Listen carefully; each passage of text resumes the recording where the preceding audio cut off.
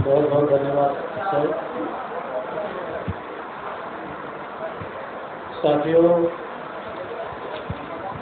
इस अधिवेशन का दूसरा सत्र और इस अधिवेशन में उद्घाटक के तौर पर माननीय एडवोकेट संदीप वाल्मीकि जी, मुख्य अतिथि चारुबेन चौहान जी एवं इस कार्यक्रम की अध्यक्षता माननीय वीएल मातंग साहब कर रहे हैं। साथियों, यह कार्यक्रम क्यों लिया जा रहा है? क्योंकि इस देश में हमारा जो 85% मूल निवासी समाज है, उस समाज में अति पिछड़ी अनुसूचित जाति, जिसे हम पूरे देश भर में भंगी कम्युनिटी के नाम से जानते हैं, और उनके अंदर जातियां हैं और जातियों के अंदर भी जातियां हैं। जैसे मेहतर, भंगी, हेला, डोम, डुमार, चंडाल, धैकार, लाल बेगी, रूखी, हाड़ी, इस तरह से बहुत सारी जातियां हैं जो अलग अलग टुकड़ों में बटी हुई है। और ये जातियां अपने आप ही नहीं बढ़ गई, इन्हें षड्यंत्र पूर्वक इस देश में आज विदेशी ब्राह्मणों के द्वारा बांटा गया और बांटकर उन्हें लंबे समय तक गुलाम बनाने का एक बड़ा षड्यंत्र किया गया। वो क्यों किया गया? क्योंकि साथियों, जब बाबा साहब अम्बेडकर हमारे आज़ादी का आंदोलन इस देश में लड़ रहे थे बड़े पैमाने पर, तो हमारी जातियों को बड़े पैमाने पर आर्य समाजी लोगों ने षड्यंत्र पूर्वक इस गुलामी में डालने के लिए बड़ा षड्यंत्र किया। जैसे चारुबेन चौहान जी ने बताया कि 1932 में जब राउंड टेबल कॉन्फ्रेंस हुआ, उस राउंड टेबल कॉन्फ्रेंस में हमारे लोगों ने जलंधर से, पंजाब से लोगों ने खून का पत्र लिखकर भेजा था कि बाबा साहब अम्बेडकर ही हमारे सच्चे प्रतिनिधि है और वो हमारे खून के नेता है, हमारी कौम के नेता है, वही अछूतों की लड़ाई लड़ रहे हैं। तब साथियों, इस देश में आर्य समाजी लोगों ने 1932 के समय में हमारे लोगों को हिंदू धर्म में जकड़ने के लिए वाल्मीकि नाम का शब्द दिया और ब्राह्मणी व्यवस्था में हमें डालने के लिए, हमें गुलाम बनाने के लिए एक नया षड्यंत्र किया।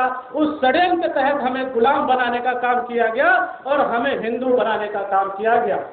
और हिंदू बनाकर हमारी जो व्यवस्था है, जो हम इस देश के मूल निवासी, हमारी जो व्यवस्था थी, जो सिंधु घाटी सभ्यता में हम इस देश के मूल निवासी नागवंशी बुद्धिस्ट लोग थे, हम लोग इस देश के राजा महाराजा थे। लेकिन आखिर आज वर्तमान भारत में ये सफाई का काम ही क्यों कर रहे हैं और हजारों साल से कर रहे हैं और हजारों साल से कौन से लोग करवा रहे हैं? साथियों, यह जानना बहुत बड़ी बात है। हमारे लोगों से जबरन यह काम कराया गया। क्यों कराया गया? क्योंकि इस देश में हमने समानता की लड़ाई लड़ी, हमने भाईचारे की लड़ाई लड़ी, हमने हक अधिकार की लड़ाई लड़ी और हक अधिकार, भाईचारा, समानता की लड़ाई लड़ने की वजह से आज ये हमें मैला उठाने के लिए मजबूर कर दिए और लगातार पीढ़ी दर पीढ़ी हमें मैला उठाने के लिए मजबूर किया और मजबूर करके हमारा हाथ और पैर बांध कर छोड़ दिया। ये काम करोगे कि नहीं? तुम मैला उठाओगे कि नहीं? ये हमारे साथ किया गया, हमारे पुरखों के साथ किया गया और लगातार ये करने की वजह से साथियों, जब व्यक्ति भूखा मरेगा, प्यासा मरेगा, दाने के लिए मोहताज हो जाएगा, तब क्या करेगा? तब वो मजबूरन ये काम करेगा और मजबूरी में हमारे लोगों से काम कराया गया। क्योंकि भारत के अंदर आज भी जो पुरातात्विक साक्ष्य है और एविडेंस और इतिहास है, उसमें कहीं पर भी नहीं मिलता कि ये जाति सदियों से यही काम करती आ रही है। कोई भी एविडेंस नहीं है। मैंने कई रिसर्च किए, कई जानकारी ली, कई किताबें पढ़ी, खोजने का काम किया तो पता चलता है हमारे पुरखे तो बुद्धिस्ट थे, हमारे पुरखे तो नागवंशी थे, हमारे पुरखे तो इस देश के राजा महाराजा थे। इस देश में तो जाति नहीं थी, तो जाति कैसे आ गई? तो जाति ब्राह्मणों ने निर्माण की और वो ब्राह्मणों ने निर्माण करके इस देश के मूल निवासियों को गुलाम बनाने का षड्यंत्र किया गया। और इसीलिए किया गया क्योंकि हम लोगों ने लंबे समय तक बड़ी लड़ाई, समता, स्वतंत्रता, न्याय की लड़ाई लड़ी और सबसे ज्यादा आक्रमणकारी आर्य विदेशी ब्राह्मणों से लड़ा। इसलिए हमें मैला उठवाने के काम ये किया गया। लेकिन साथियों, 15 अगस्त 1947 को जब देश आजाद हुआ, डॉक्टर बाबा साहब अम्बेडकर के द्वारा हमें प्रदत्त संवैधानिक अधिकार की वजह से जो मौलिक अधिकार मिला, फंडामेंटल राइट्स मिले, हमें उस मौलिक अधिकार, फंडामेंटल राइट के तहत नौकरियां मिली, हमारे नौकरियों से हमारे बच्चों को शिक्षा मिलना शुरू हुई, हमारे बच्चे स्कूल कॉलेज यूनिवर्सिटी में जाना शुरू हुए, हमारे लोग डॉक्टर इंजीनियर वकील बनना शुरू हुए। और जब डॉक्टर इंजीनियर वकील बनना शुरू हुए तो इन आर्य ब्राह्मणों को लगा कि अरे ये कौन सफाई का काम नहीं करेगी तो फिर हम किससे करवाएंगे, ये कौन सफाई का काम नहीं करेगी तो हम किससे करवाएंगे। तो साथियों, बड़े षड्यंत्र के तहत कांग्रेस पार्टी के द्वारा उस समय वीसी नरसिम्हा राव जी थे इस देश के प्रधानमंत्री, 1990 के दशक में इस देश में प्राइवेटाइजेशन किया गया और आउटसोर्स निर्माण किया गया। कांग्रेस की सरकार थी, उन्होंने बड़े पैमाने पर हमारे लोगों को गुलाम बनाने का काम किया और इसका एविडेंस भी है।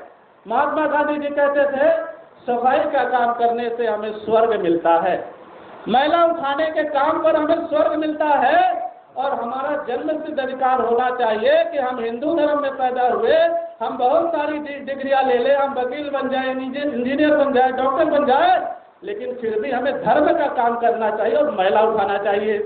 आप सोचिए कितनी घटिया सोच महात्मा गांधी जी के, जिन्होंने कहा कि सफाई का काम करने से स्वर्ग मिलता है। मैं साथियों ऐसे इस तरह के व्यक्ति का मैं विरोध करता हूँ, खंडन करता हूँ कि महात्मा गांधी जी की वजह से हमारे कौम के लोगों ने लगातार ये काम किया, क्योंकि महात्मा गांधी जी ने मजबूर करने का काम किया कि बेटा ये काम करते रहो, गुलामी में जीते रहो। लेकिन साथियों, उसी समय बाबा साहब अम्बेडकर कहा करते थे कि ये गुलामी की जिंदगी छोड़कर तुम निकलो शहर की ओर, शिक्षा लो, व्यवसाय करो, नौकरी करो, अपने बच्चों को उच्च शिक्षा दो, डॉक्टर बनो, इंजीनियर बनो, वकील बनो। लेकिन हमारे लोग जब बढ़ना शुरू हुए तो प्राइवेटाइजेशन करके इस देश में रोकने का काम किया गया। आखिर आजादी के 75 साल हो गए, इस देश में लगातार हमारा शोषण क्यों हो रहा है, इसको जानना और समझना बहुत जरूरी है। साथियों, आज तक भारत में 2293 रजिस्टर्ड पार्टियां हैं और लगभग इस देश में 5 राष्ट्रीय स्तर की पार्टियां हैं, 19 प्रदेश लेवल की पार्टियां हैं, 49 प्रदेश लेवल की पार्टियां हैं। लेकिन कोई भी पार्टी इस देश में सफाई कामगार समाज के हक अधिकार की लड़ाई लड़ने के लिए तैयार नहीं हुई। इस देश में 12 अगस्त 1993 को राष्ट्रीय सफाई कर्मचारी आयोग बना, लेकिन वो राष्ट्रीय सफाई कर्मचारी आयोग केवल खाना पूर्ति के लिए काम किया। हमारे लोगों को सिर्फ और सिर्फ झाड़ू, ग्लव्स और तगाड़ी दिलवाने का काम किया, फड़ुआ दिलवाने का काम किया, उनके मौलिक हक अधिकार को लड़ने का और उनके हक अधिकार दिलाने का काम नहीं किया साथियों। जिसकी वजह से आज ये जो आयोग है, आयोग तो बना है, आयोग काम कर रहा है, लेकिन वो शासक जातियों के अंडर में रहकर काम कर रहा है। वो नाम मात्र का आयोग है, हमारी किसी भी समस्या को लेकर समाधान नहीं करता। साथियों, इस देश में लगभग 10-12 ट्रेड यूनियन है, सफाई कर्मचारियों के हजारों संगठन है, लेकिन आज तक एक भी राष्ट्रीय स्तर पर भारत के अंदर राष्ट्रीय स्तर का आंदोलन सफाई कर्मचारियों के हक अधिकार में नहीं किया गया, बल्कि उनको गुलामी में मजबूर करने का काम किया गया। हर साल 220 रुपए इकट्ठा करते हैं, लेकिन उनकी समस्याओं को नहीं लड़ते। आज तक एक भी राष्ट्रीय स्तर का आंदोलन सफाई कर्मचारियों पर नहीं किया गया कि हम इस देश के ठेकेदारी प्रथा सफाई कार्य से खत्म करेंगे। आज तक एक भी राष्ट्रीय स्तर का आंदोलन नहीं किया गया कि हम इस समाज की व्यवस्था को बदलने का काम करेंगे। लेकिन साथियों, यदि हम लोग दूसरों से आशा करेंगे, हम लोग इनसे अपेक्षा करेंगे कि हमारी समस्या का समाधान करेंगे, तो साथियों ये कभी संभव नहीं। क्योंकि जो लोग हमारी परछाई से ही छुआछूत करते हैं, भेदभाव करते हैं, हमें उनको नीच समझते हैं, हम यदि उनसे आशा करते हैं कि वो हमारी समस्याओं को लेकर विद्रोह करेंगे, संघर्ष करेंगे, हमारे हक अधिकार दिलाएंगे, तो साथियों संभव नहीं। और जो लोग ऐसा सोचते हैं, मैं ऐसा मानता हूँ कि वो आत्महत्या करने के बराबर है। क्योंकि जो लोग हमारे हक अधिकार की लड़ाई ही नहीं लड़ना चाहते, हम ऐसे लोगों से उम्मीद रखते हैं। इसलिए आज़ादी के 75 साल हो गए, आज भी हमारा शोषण हो रहा है। हर तीसरे दिन एक सफाई कर्मचारी की मौत होती है। ये 2016 की रिपोर्ट है, SCSK की, राष्ट्रीय सफाई कर्मचारी आयोग की रिपोर्ट है कि हर तीसरे दिन एक सफाई कर्मचारी की मौत होती है। साथियों, उसके बावजूद भी हमारे लोगों का जहन दिमाग नहीं खुलता कि हम आखिर कब तक ऐसे मरते रहेंगे, कब तक हम लोग इस जिल्लत भरी जिंदगी में जीते रहेंगे, कब तक हम गटर में मरेंगे, कब तक हम इस मैला को उठाते रहेंगे। क्या हम लोग साथियों नहीं चाहते कि हम इस काम को बदले? आप बताइए, क्या हम लोग नहीं चाहते इस काम को बदले? इस काम को साथियों हमें बदलना होगा और बदलकर हमें भी अपने बच्चों को डॉक्टर, इंजीनियर, वकील, IAS, IFS बनाना होगा।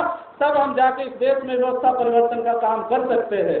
उसके लिए सिर्फ डिग्रियां ही नहीं, हमारे लिए हमें फूले साहू अम्बेडकरी विचारधारा को ध्यान में रखकर इस देश में समतावादी सिद्धांत को लेकर हमें इन जातियों को जगाना होगा। और जगाकर केवल और सिर्फ हम भंगी कम्युनिटी को यदि जगा लेते हैं और जगाकर हम लोग सोचे कि हम इस देश में व्यवस्था परिवर्तन कर देंगे, इस देश में हम अपनी समस्याओं को लड़ लेंगे, तो ऐसा भी मुमकिन नहीं साथियों। इसलिए हमें अपनी व्यवस्था से तो लड़ना ही है, लेकिन हमें साथियों SC, ST, OBC, माइनॉरिटी, इनमें आपस में समन्वय स्थापित करके हमें अपनी लड़ाई लड़ना होगा साथियों।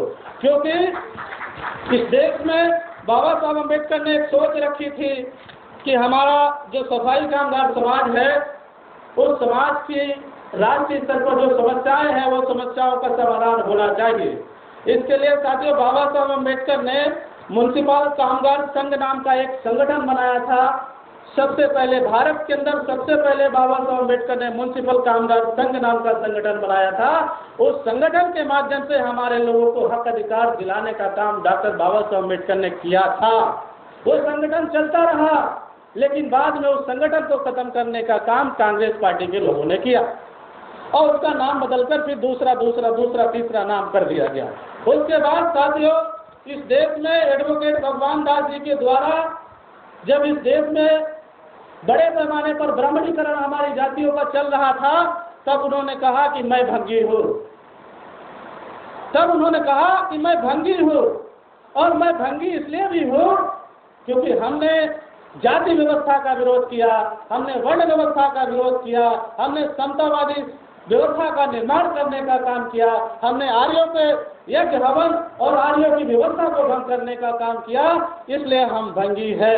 और यही बात एडवोकेट भगवान दास जी ने 1932 के समय में कहा था कि यदि हम इस ब्राह्मणी व्यवस्था में फंस जाते हैं तो फिर से गुलामी की जिंदगी हम जीने के लिए मजबूर हो जाएंगे। तो दूसरी बार बाबा साहब अम्बेडकर के बाद एडवोकेट भगवान दास जी ने भंगी कम्युनिटी के लिए बड़ा इस देश में आंदोलन चलाया और आंदोलन की वजह से बहुत सारे लोगों को हमारे ब्राह्मणी व्यवस्था से रोकने का काम उन्होंने किया। साथियों उसके बाद 6 दिसंबर 1978 को मान्यवर दीना भाना साहब, DK कापटे साहब और मान्यवर कांशीराम साहब के नेतृत्व में इस देश में बहुजनों को जगाने का काम किया गया, बहुजन नेतृत्व निर्माण करने का काम किया गया। और उसके जरिए इस देश में आज ये जो रिवॉल्यूशन हो रहा है, हम लोग अलग अलग जाति के, अलग अलग धर्म के, अलग अलग क्षेत्रों से जो हम लोग समतावादी सिद्धांत पर, फूले साहब अम्बेडकरी विचारधारा पर जो काम कर रहे हैं, वो मान्यवर दीना भाना साहब की देन है। नहीं तो आज मैं यहाँ खड़ा भी नहीं होता और बोल भी नहीं पाता। तो हमें समझना होगा कि यदि हम अपनी आज़ादी का आंदोलन चलाना चाहते हैं तो साथियों हमें ये जो जाति है, हम लोग एक दूसरे को छोटा और बड़ा मानते हैं कि मैं भंगी हूँ, मैं हेला हूँ, मैं डुमार हूँ, मैं हाड़ी हूँ, ये मुझसे छोटा है, ये मुझसे बड़ा है, ये मेरे गोत्र का नहीं है, ये मेरे समाज का नहीं है, मेरी जाति ये है। यदि आप ये सोच कर रखोगे तो साथियों कभी भी हम लोग परिवर्तन नहीं कर सकते। इसलिए हमें परिवर्तन करना है तो हमें ये समझना होगा कि जो 29 उपजातियाँ हैं लगभग पूरे देश भर में सफाई पेशे से जुड़ी हुई है, ये आपस में इकट्ठा हो और आपस में रोटी बेटी का संबंध बनाए, तब जाकर इस देश में हम लोग क्रांति कर सकते हैं साथियों। और इस तरह करेंगे बड़े पैमाने पर तो साथियों उसके लिए आज से हमें शुरू कर देना चाहिए कि यहाँ पर जो राष्ट्रीय अधिवेशन हो रहा है ये सामान्य कोई अधिवेशन नहीं हो रहा है। मुझे लगता है कि भारत के पहले और पहला राष्ट्रीय अधिवेशन ये हो रहा है भारत के अंदर। इसलिए हमें आज से ये गांठ बांध लेना है कि हम अपनी गुलामी को खत्म करने के लिए आज से ही आपस में समन्वय निर्माण करेंगे, भाईचारा निर्माण करेंगे और हक अधिकार के लिए संघर्ष करेंगे। हमारे पास बढ़िया नेतृत्व है, आयुष्मती चारूबेन चौहान जी है, VL मातंग जी है, तो हम उनके नेतृत्व में बड़ा लड़ाई इस देश में अपने हक अधिकार की लड़ सकते हैं साथियों। यही बात कहते हुए मैं अपनी बात को समाप्त करता हूँ। आप सभी लोगों ने सुना, आभार, धन्यवाद। जय मंगल, जय भारत।